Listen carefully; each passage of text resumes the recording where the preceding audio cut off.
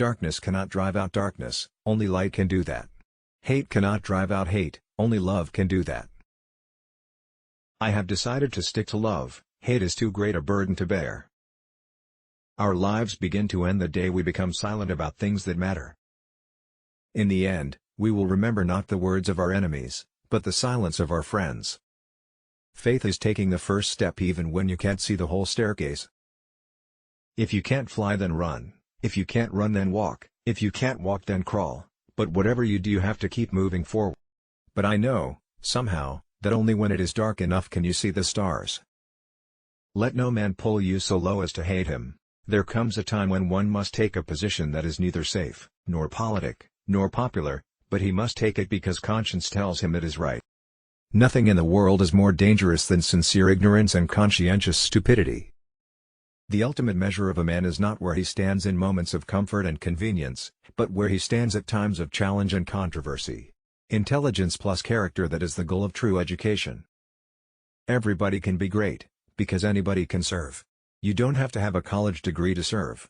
You don't have to make your subject and verb agree to serve. You only need a heart full of grace. A soul generated by love. No one really knows why they are alive until they know what they'd die for. We must come to see that the end we seek is a society at peace with itself, a society that can live with its conscience. Injustice anywhere is a threat to justice. A man who won't die for something is not fit to live. A man who won't die for something is not fit to live.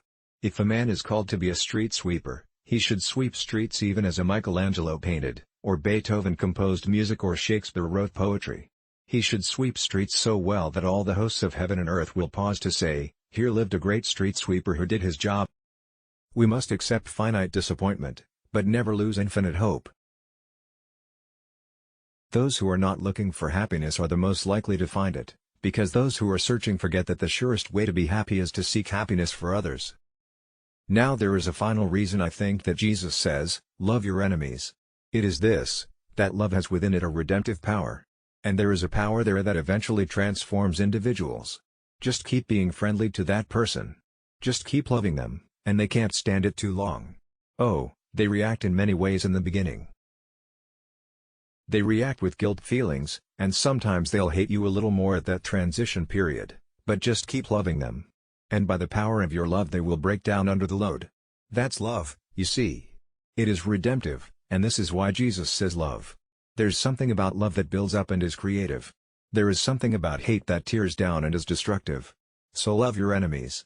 From loving your enemies. There is some good in the worst of us and some evil in the best of us. When we discover this, we are less prone to hate our enemies. There comes a time when silence is betrayal. I have a dream that my 4 little children will one day live in a nation where they will not be judged by the color of their skin but by the content of their character. Never forget that everything Hitler did in Germany was legal.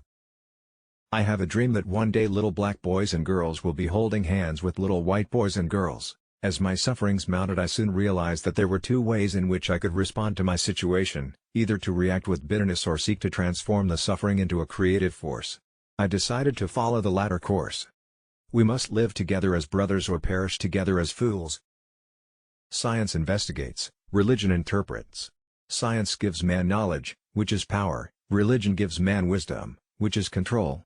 Science deals mainly with facts, religion deals mainly with values.